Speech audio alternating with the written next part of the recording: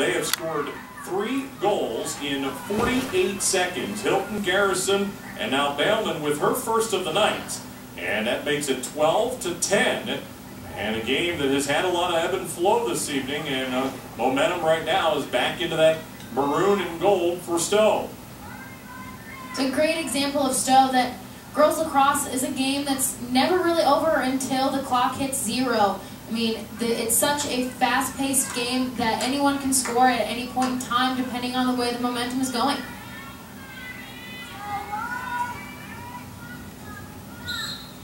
Eastman back in there for the face-off this time. And again, Stow will end up with the possession. Seems like Stow's starting to win a lot of those draws again, Elizabeth, and gaining some of this momentum.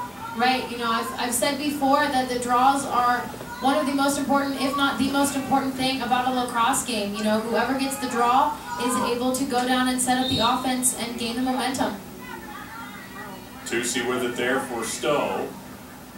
Right, number 8 in the maroon. Sophomore midfielder Brandy Tucci.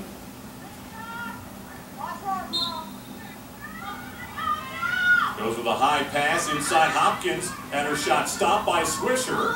And the Vikings controlling it, and Riolfi will come away with it for Hoover. But that was a big stop that time. That was, and she had the same issue that the Bulldogs goalie did. She didn't really know where the ball went, but luckily Katie Riolfi scooped it up real quick and was able to keep possession. Boy, and Haley Hopkins had a point-blank shot and couldn't get it to go. Would have cut it to a 1-goal game.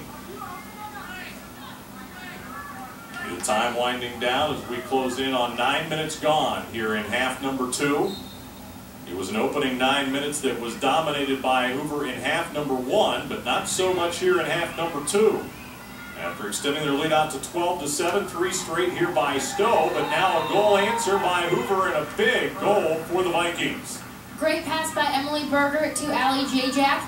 Berger ran down the field in transition, waited for the defense to pull up on her, and the defense actually came off of Allie Jajak. So Allie Jajak was wide open right in front of the goal. Here you'll see. And she got that pass right in front and just turned around and had that wide open shot. And for Allie Jajak, goal number 4 tonight. So we have on Stow 2 with 3 goals, Garrison and Swanger. And for the Vikings now, Berger and Albertson each with 3, and Jajak with 4 goals tonight in this high-scoring affair. 13-10. Vikings back out in front, but again, a long way to go in this one as we are down to 15.5 minutes to go in half number 2. Nora Nickel looking for the open man there, make the transition pass. And again, it's Jajak on the attack here for the Vikings. Moves around a defender. And then finally was slowed down at the very end by Ashley Austin. Austin now marking Jajak. Nice controlled defense by the Bulldogs right now. You see the size disadvantage there for Jajak against Austin, but still was in control of the play. Now they'll work it around, and this is Emily Berger. And she will get hit from behind. Also another player went down. That's Albertson that got hit from behind as well. And it's going to end up being Berger here. Berger will fire off the left side. Megan Davidson comes up with it. That one is saved by Stone and then picked up by Carolyn Weber. And Stow will have it. And a couple of good plays that time again by Kenzie Stone. Both goaltenders tonight, in spite of the fact that it's 13-10, have made some pretty good saves this evening. They have, and you know, just because it's 13-10, there are a lot of points on the board. They've definitely had good stops when they've needed them. Berger with a turnover, in and out of traffic, again stopped by Stone. Jajak will pick it up. And ends up throwing it in front, but right to Kenzie Stone. And Stone with a long outlet and out of bounds. And I think that is Stone's 3rd turnover on clears tonight, which is definitely something as a goalie that you don't want to do. It's your job to start the offense and make a controlled pass. We talked about how well Lexi Swisher has made those clear passes tonight, and that has been an area that Stone has struggled with this evening. Megan Davidson reverses her direction here for the Vikings as they try and add to their 3-goal lead. Really slowing down momentum for Stow, who scored 3 goals in less than a minute. And Davidson will be slowed down.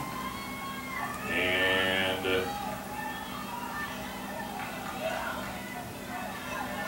looks like Stow's going to end up with the ball. I'm not quite sure what the call was there. So the Bulldogs on the move. Swanger and a collision by Nickel, not surprised, and Swanger. And the blocking here against Nickel. And I say that just because last week we saw 2 or 3 times, not afraid to throw her body in front of a player on the move and try and slow things down. This is Sierra Ray. Had an assist in the first half. Take a look at that collision we had just moments ago. Nickel trying to take a charge right there, and that's about as physical play you're going to see in the open field in girls lacrosse right there. Right, she did a great job of gaining position. She just wasn't playing it quite long enough, so she couldn't grab that charge like she was planning. Ray fires and scores. Sierra Ray with her first goal of the night. Just a sophomore for Stow. Made a play in the first half, makes a play here in half number 2, and it's a 2-goal game again. You see her grabbing her side there. I think before she got that 8-meter shot, she got hit, but here you'll see the angle that she had on that free position shot. So it's now 13-11. Stow has been down by as many as 5. They have been as close as 1 after trailing 4-0. They got it back to 5-4.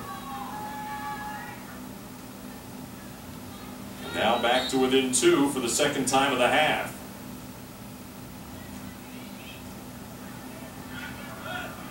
Megan Davidson will pick it up here for Hoover. Under 12 minutes to play now in our second half. In a game that's had a lot of shifts in momentum. See how the second half of this second half ends up playing out. Davidson right down the middle. Slowed down, tries to make a pass to J-Jack. It's then picked up by Allie. And then we have a violation here against Hoover. Yeah, it looks like it's going to be a crease violation, her second of the night. We saw her trying to get a last-second shot off there at the end of the first half.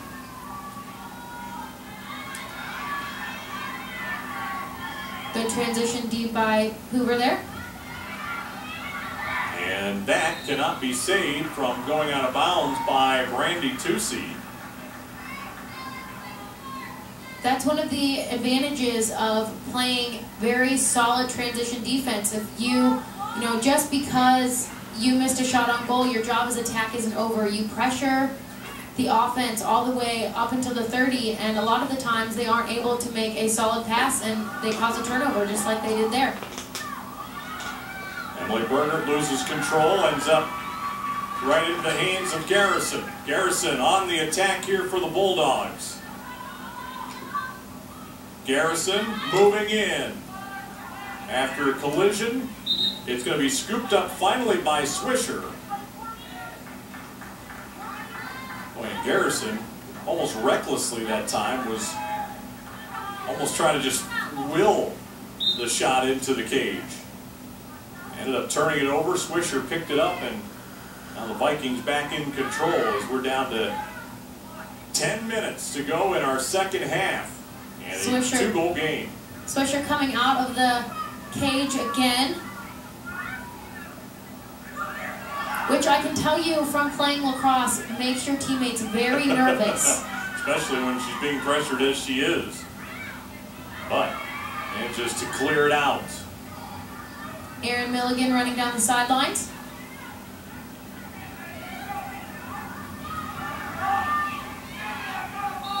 And we get a whistle here.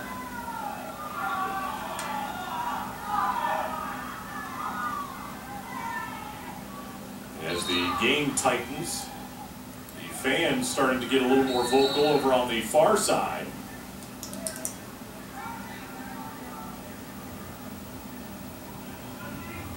Get a look there at Emily Berger tonight. 3 goals in the game for the Vikings. Berger on the move. Now we'll backpedal. One thing we have not seen a lot in this game is teams pulling it out, trying to set something up offensively. Did a lot of quick shots, such as this one by Davidson that goes off the post and will be scooped up by Hengel. Boy, we have had a lot of posts tonight. I know, and that's not something that you see a lot of in girls lacrosse. Easily a half dozen on both sides. Now to 8.5 to play. Charlie Bellman, a sophomore, has a goal here in the second half. Body-on-body contact again by Mara Nickel. Anytime there's body-on-body contact and Hoover's playing, you can almost guarantee that it was committed by senior Mara Nickel. Now it's 2C. With a lob ahead, Hopkins can't handle it. Scooped up the ground ball. This is Hilton. Brittany Hilton now. Good pressure by Marissa Dvorak. Hilton with a couple of goals on the evening, trying to get the Bulldogs to within 1. And a whistle here.